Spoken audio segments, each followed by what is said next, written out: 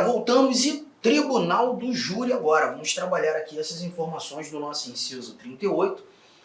Um assunto importante, um assunto simples, um assunto que no âmbito do direito constitucional a gente precisa levar em consideração apenas alguns detalhes que nos são apresentados aqui no inciso. Vamos nessa?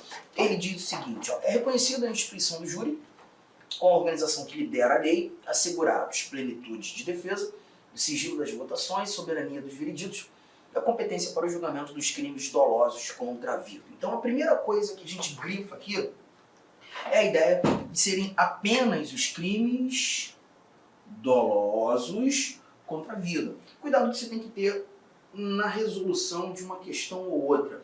Muitas questões costumam trazer crimes contra a vida. E se porventura nós encontrarmos numa questão apenas a informação dos crimes contra a vida, nós já temos aí uma falha, porque nós estaríamos abarcando também os chamados crimes culposos, o que não estará no âmbito de competência julgamento do Tribunal do Júri. Tá? O Tribunal do Júri, na realidade, é um julgamento diferenciado.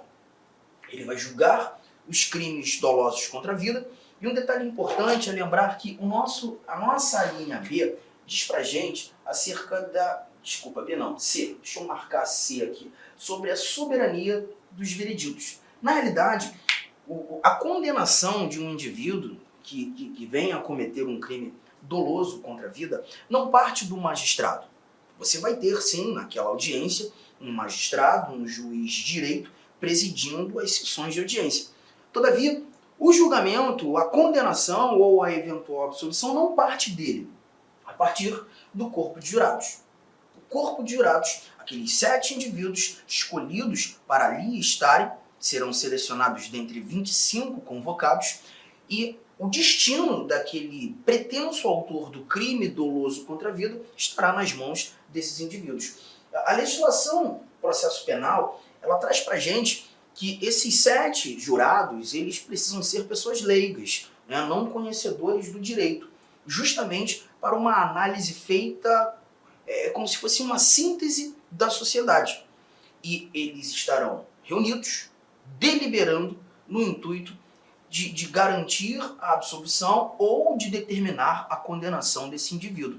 O mais interessante é que quando a gente fala de Tribunal do Júri, nós lembramos logo de alguns filmes, né, que a gente costuma ver na televisão.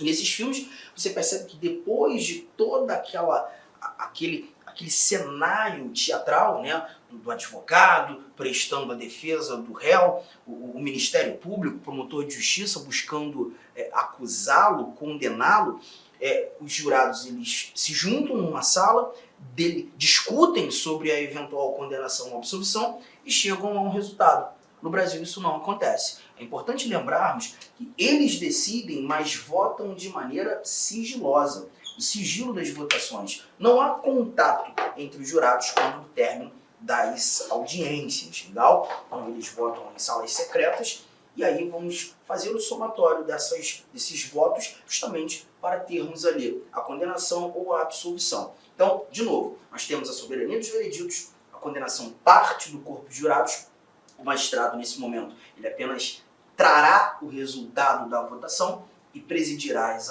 sessões de audiência, sigilo das votações, e a gente também tem esse plenitude de defesa. Para muitos autores, a plenitude de defesa é valor simétrico à ampla defesa. E quando nós tratamos da ampla defesa, o princípio da ampla defesa, nós estamos verificando a possibilidade que o réu tem de se defender usando todos os recursos e instrumentos apresentados na legislação processual. A possibilidade de eventual recurso, a possibilidade de juntar provas, de arrolar provas, né, para a garantia da defesa. Mas para alguns outros autores, para parte da doutrina, a plenitude de defesa se mostra um pouco mais que a ampla defesa. Além da possibilidade do réu se defender utilizando todos os meios, instrumentos, recursos admitidos na legislação processual, nós também teremos a possibilidade dessa defesa ser fundamentada em valorações sociais, culturais, econômicas, religiosas, até porque a fala do advogado, assim como do Ministério Público, estará para indivíduos leigos, não instrumentadores do direito, não indivíduos que efetivamente conhecem absolutamente da legislação, o ordenamento jurídico. Então, outros meios para articular a defesa seria possível quando da análise da plenitude da defesa, o seu significado nesse ambiente, tá? Mas acho muito difícil numa questão de direito constitucional, pelo menos nunca vi, né, um examinador apontar efetivamente essas distinções. Mas é importante lembrar que a plenitude de defesa está para o réu, a possibilidade que ele vai ter de se defender usando os meios, os recursos, os instrumentos e a legislação processual o garante usar. E aqui nós temos o nosso tribunal do júri. Simples demais essas anotações importantes. Mas eu vou aproveitar o momento e já vou te conduzir para o nosso inciso, cadê ele?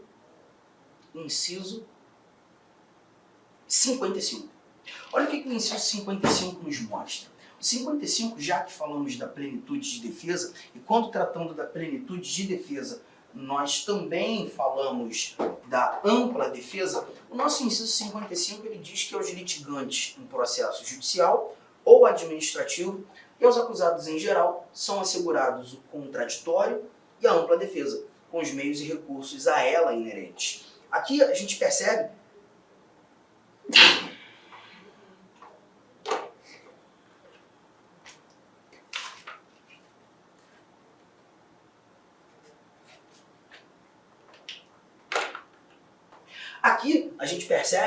que o Constituinte garantiu o contraditório e a ampla defesa não apenas em processos judiciais, mas também em processos administrativos. Contraditório, a possibilidade que as partes do processo terão de rebater tudo aquilo que for juntado nos autos do processo. Se eu sou o autor de uma ação e levo elementos probatórios para o processo, o juiz precisa garantir o contraditório. O juiz precisa garantir com que a parte ré tenha a oportunidade de também falar acerca daquelas informações que chegaram aos autos. Assim como quando o réu apresenta determinada informação nova nos autos do processo, peticiona e leva novas informações, eu, como autor, terei a oportunidade de usar do contraditório. O contraditório nada mais é do que a possibilidade igualitária de se levar ao conhecimento do judiciário informações, tá? Tanto para o réu quanto para o autor. E a ampla defesa a gente acabou de verificar agora há pouco, quando trabalhando no tribunal do júri. Tá? Importante lembrar que não apenas em processo judicial, mas também em processos administrativos.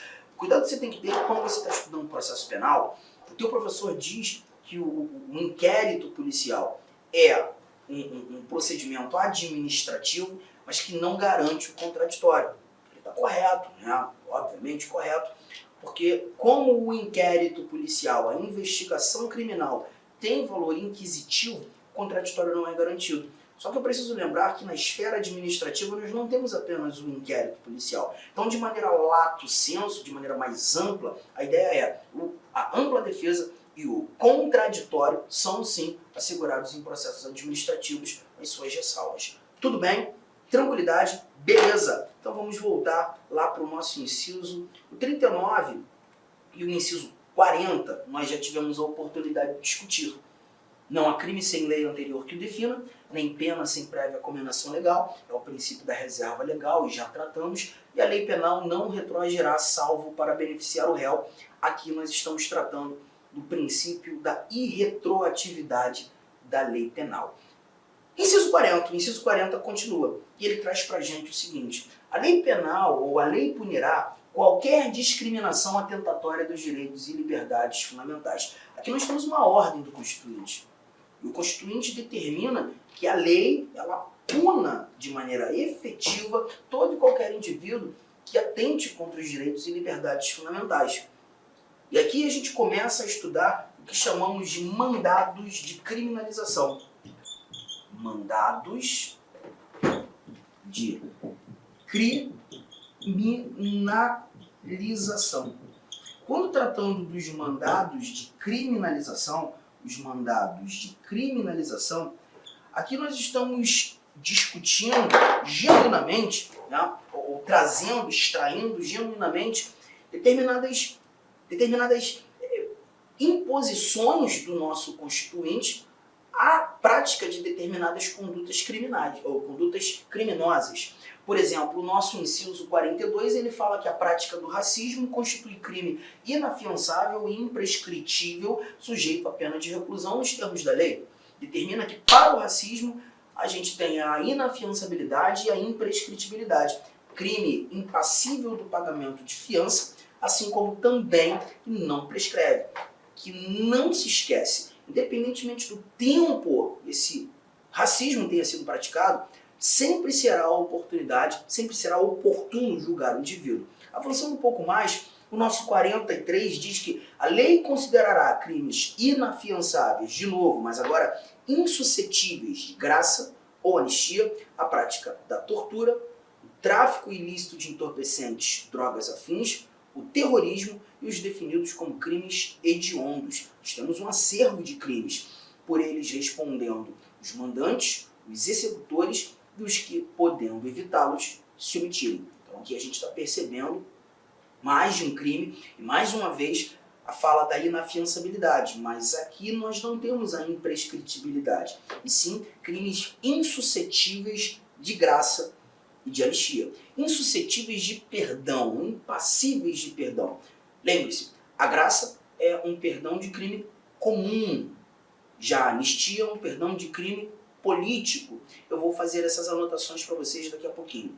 Agora mais, o nosso 44 traz que constitui crime inafiançável e imprescritível a ação de grupos armados, civis ou militares, contra a ordem constitucional e o Estado democrático. Nesse momento, a gente verifica mais um crime trazendo a inafiançabilidade, voltando a tê-lo como imprescritível. Vamos fazer um esquema para guardar? Você tem 3 incisos aqui tratando dos mandados de criminalização. Inciso de número 42, inciso de número 43 e o inciso de número 44.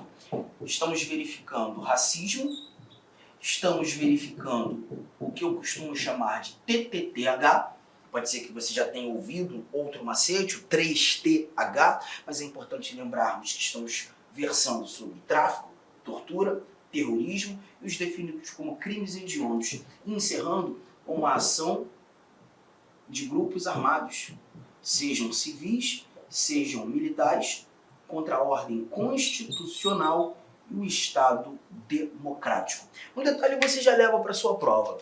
Todos esses crimes foram apresentados como inafiançáveis. Então, em relação à inafiançabilidade, eu não vou me preocupar. O racismo, inafiançável. O terrorismo, tortura, tráfico, os crimes hediondos, inafiançáveis. E a ação de grupos armados, também a inafiançabilidade. Não me preocupo com a inafiançabilidade desses crimes. Todos eles são inafiançáveis. O detalhe é que nem todos eles serão imprescritíveis ou insuscetíveis de graça e anistia. Imprescritibilidade nós teremos para o racismo e para a ação de grupos armados. Esses foram apresentados como imprescritíveis. E o que restou, TTTH, temos como insuscetíveis de graça e anistia.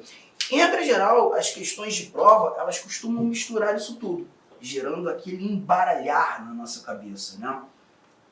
Então você vai ter que encontrar uma maneira de resolver. Provavelmente você que está me assistindo tem um animal de estimação, um cachorro, um gato, e certamente você não pode esquecer de dar algumas coisas para o seu bichinho, né? Por exemplo, eu tenho uma cachorrinha e ela adora a ração dela, né? Eu não posso deixar de dar a ração, porque a ração não se esquece. A ração eu não posso esquecer.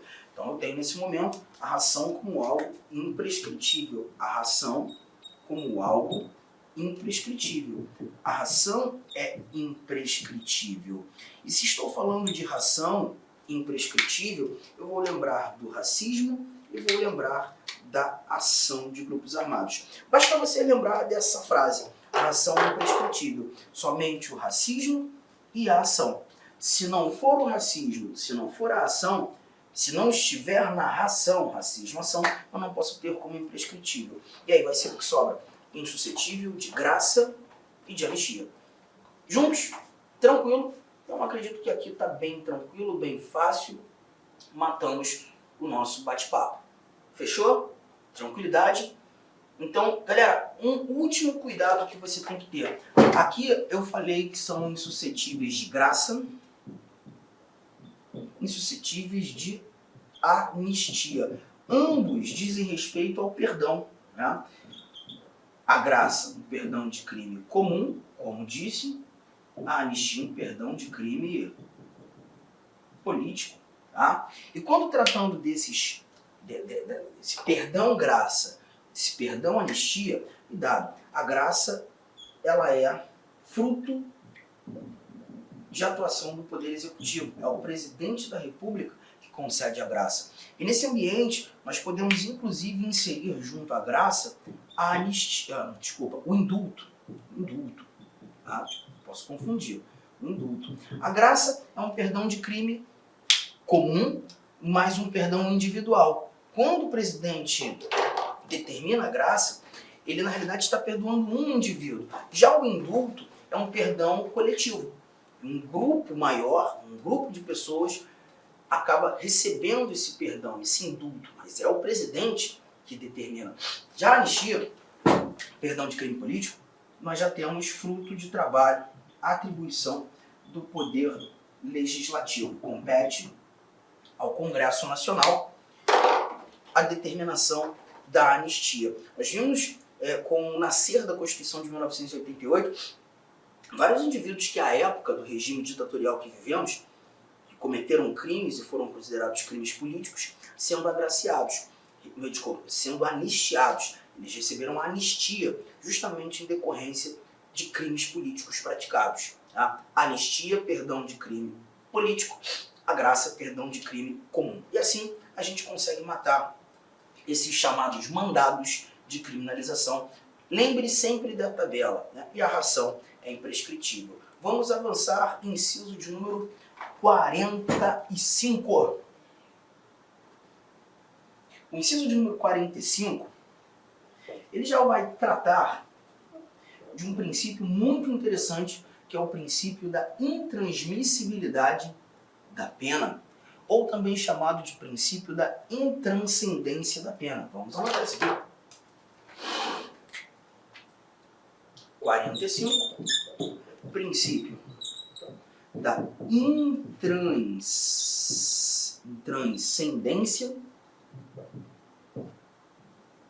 da pena, também chamado de princípio da intransmissibilidade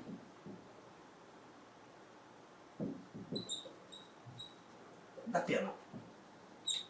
E aqui a ideia do nome dado ao princípio está logo no início, né? E nenhuma pena passará da pessoa do condenado. Nenhuma pena passa da pessoa do condenado, tá? Então perceba, se aquele determinado indivíduo cometeu um crime e não cumpriu sua pena, pois veio a falecer, essa pena morreu com ele. Essa pena não pode ser transferida aos seus herdeiros. Mas olha a leitura de todo o dispositivo. Nenhuma pena passará da pessoa do condenado, podendo a obrigação de reparar o dano e a decretação do perdimento de bens ser, nos termos da lei, estendidas aos sucessores e contra eles executadas, até o limite do valor do patrimônio transferido. Então a gente percebe que algumas coisas podem sim, né, ser transferidas aos sucessores, estendidas aos sucessores, mas não é a pena. E aí a gente vai matar isso aqui, ó. Preste atenção. Vamos imaginar que o Tício, né, aquele nome bem jurídico, o Tício, quando vivo, foi condenado numa ação penal, um crime praticado, a uma pena de R$10.000. Mas também encarou uma ação na esfera civil, uma ação civil, reparação de dano, e foi condenado a mais R$10.000. Nós vamos imaginar que o Tício ele tinha um patrimônio de R$100.000 quando veio a falecer. Tá? Então a pergunta, e deixou herdeiros, né? Deixou o filho A e deixou o filho B. A pergunta é: quanto de herança ou sucessão será transmitido aos herdeiros? Porque perceba, eu já preciso lembrar que se nenhuma pena passa da pessoa do condenado, ainda que essa pena seja uma pena de multa, a pena morre com a pessoa do condenado. Arthur, mas não é dinheiro? Sim, mas é pena. Lembre-se que quando tratando de uma ação penal, significa que o indivíduo cometeu um crime. Então ele recebeu uma pena de multa. A pena de multa não passa da pessoa do condenado. Todavia, podendo a obrigação de reparar o dano e a decretação do perdimento de bens ser, nos termos da lei, estendidas aos sucessores e contra eles executadas. Mas isso até o valor do patrimônio transferido. Então perceba, desses 100 mil que o Tício deixou, nós teríamos que debitar os 10 mil, ficariam 90, e esses 90 seriam levados para a partilha. Ficou claro isso, gente? Agora, você já imaginou se o Tício tivesse deixado apenas 5 mil reais? Tício deixou apenas 5 mil reais de patrimônio. A pena morreu. A pena não passa da pessoa do condenado. Mas na ação civil, aquela reparação de dano, uma indenização por dano material ou moral que ele foi condenado, o valor é de 10 mil. Mas ele só deixou 5. Será que nós iremos mexer no patrimônio dos herdeiros para cumprir a sua obrigação e alguém espera receber? Não, gente. Porque vamos estender aos sucessores, contra eles vamos executar, mas até o valor do patrimônio transferido. Se o Tício deixou apenas 5 mil, você que aguardava receber os 10 mil do Tício enquanto vivo, pois ganhou aquela ação, só vai ter que realmente ficar tranquilo, feliz com os 5 mil que estão aqui. Ah, mas o filho A e o filho B são ricos, Arthur, mas eu não posso mexer no patrimônio deles. A gente só vai levar em consideração o limite do patrimônio transferido. Fique tranquilo mesmo, porque se eu te dissesse que o Tício não deixou nada, não tinha nada de patrimônio, você não vai receber nada. Tranquilo? Então esse é o princípio da intransmissibilidade da pena ou intranscendência da pena. Novamente a leitura: nenhuma pena passará da pessoa do condenado, podendo a obrigação de reparar o dano e a decretação do perdimento de bens ser, nos termos da lei, estendidas aos sucessores e contra eles executados, até o limite do valor do patrimônio transferido. Matamos, então, mais um dispositivo. Vamos continuar. Inciso de número 46 fala do princípio da individualização da pena. O princípio da individualização da pena. As penas, elas são individuais. Elas levam em consideração o indivíduo e a sua prática criminosa. Então, por mais que encontremos num contexto, num cenário, um concurso de pessoas, mais de uma pessoa praticando aquele crime, as penas podem ser diferentes. Elas serão individuais. A lei regulará a individualização da pena e adotará, entre outras, as seguintes: privação ou restrição da liberdade, né, que é justamente a prisão propriamente dita, a perda de bens, pena de multa, prestação social alternativa e a suspensão ou interdição de direitos. A prestação social alternativa, prestação, né, de assistência, pagamento de cesta básica, ter que cumprir determinadas tarefas em hospitais, em escolas. Essa é a prestação social alternativa. Já a suspensão e interdição de direitos, por exemplo, o camarada atropelou alguém e estava bêbado, e aí ele tem a suspensão do direito de dirigir, né, com pena. Então, essas são as penas adotadas no Brasil, as penas que são alinhavadas no texto constitucional, mas perceba que ele diz entre outras. Outras penas também podem ser previstas, desde que não ofendam ou não contrariem a Constituição. Mas contrariar o quê? O nosso próximo inciso. O 47 traz: não haverá penas. Algumas penas são vedadas no Brasil. Pena de morte, salvo em caso de guerra declarada, nos termos do artigo 84, inciso 19. Esse artigo 84, ele trata das competências do presidente da República. E no inciso 19, nós temos a competência do presidente em declarar guerra.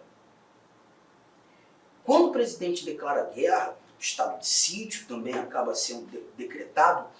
Em tempos de guerra, a pena de multa, a pena de morte, ela pode ser aplicada. Mas não é para qualquer crime, não é de forma arbitrária. O Código Penal Militar estabelece, já de forma expressa, a aplicação da pena de morte quando tratando de crimes de guerra, crimes de traição, crimes de deserção. Esses crimes adotam a pena de morte como grau máximo de pena. E perceba que é bem excepcional, porque quando analisando o Código Penal Militar, você vai perceber que quando tratando desses crimes de guerra, você tem um grau mínimo de pena, que não é a morte, um grau médio de pena, que não é a morte, o grau máximo da pena para esses crimes, a pena de morte. Então, para que um indivíduo seja condenado à morte no Brasil, ele precisa ter cometido um crime bem pesado, né?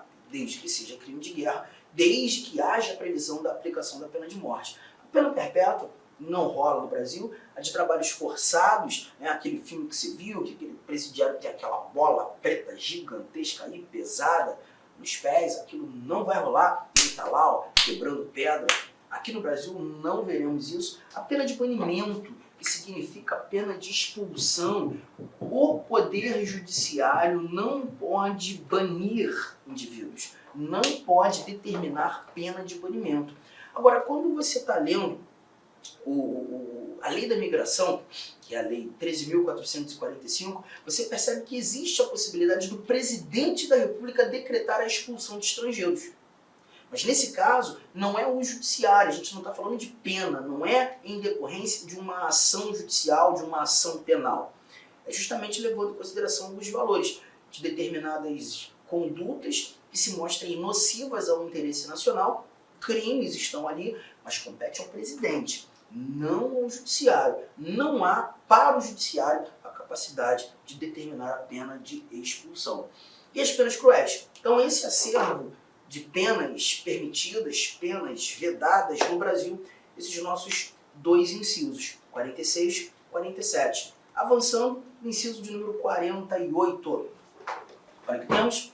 A pena será cumprida em estabelecimentos distintos, de acordo com a natureza do delito, a idade e o sexo do apenado. Eu peço para que você grife, né, a natureza do delito, avaliar o crime praticado, a idade do indivíduo e o sexo do apenado, né? Isso tudo deve ser levado em consideração. Mas perceba que a Constituição diz que a pena, o cumprimento da pena, leve em consideração, caneta vermelha, 1, natureza do delito, 2, a idade e 3, o sexo do apenado. E apenas essas 3 recomendações. Tem muita questão que acaba introduzindo coisas que a gente não tem aqui no texto constitucional, como, por exemplo, trazer o grau de escolaridade.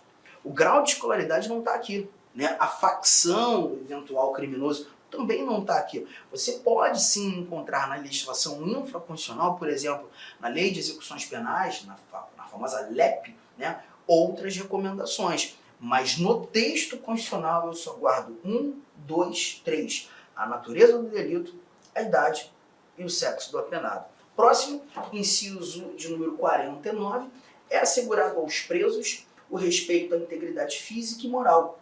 Nada mais, bem efetivo.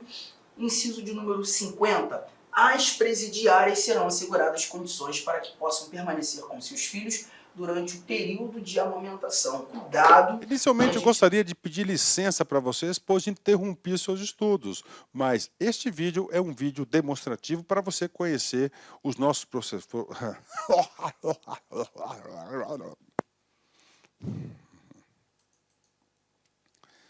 Inicialmente eu gostaria de pedir licença para você porque interrompi os seus estudos, mas esse vídeo é um vídeo demonstrativo para você ter conhecimento, você ter uma demonstração da qualidade das nossas videoaulas.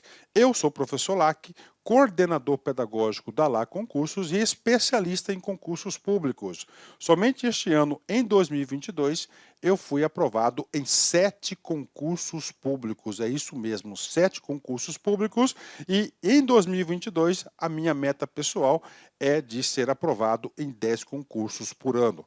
E eu acredito que eu vou conseguir ser aprovado. E eu estou aqui para te ajudar nessa caminhada vitoriosa do concurso do INSS. O nosso curso online, ele é um curso super atualizado, super competitivo, ele fecha o edital, ele é top de linha e eu tenho certeza, se você seguir as nossas orientações pedagógicas, se você seguir o nosso cronograma de estudos, a nossa metodologia, que é o Personal Coach. O que é personal? É pessoal. O que é coach? Coach é pessoal. Coach é treinador. Então você tem um treinador pessoal de concurso. Essa metodologia ela é baseada na ciência da administração, ou seja, resultado, meta. Todo dia você tem uma meta, meta. Cara, se você cumprir essa meta, cara, papo sério, cara, você vai ser outra pessoa e eu tenho certeza que você vai ter competitividade para ser aprovado. A Lá Concursos não saiu do nada. O último concurso do INSS, por exemplo, que teve o edital publicado em 2015 e a prova foi aplicada, salvo engano, em abril de 2016, eram 2.000 vagas, 2.200 vagas, né? 2.200 vagas, e nós tivemos a honra de aprovar 204 alunos dentro, tá, do número de vagas. É isso mesmo, 204 alunos. E neste concurso, nesse certame, nós queremos superar a nossa meta. Essa turma, já tivemos 4 turmas pré-editais, agora a gente está na turma pós-edital do INSS 2022. Bacana? Professor, quanto custa? Está aqui, ó, apenas 10 parcelas de R$30 o nosso curso online, e nós temos o curso presencial também com transmissão ao vivo, né?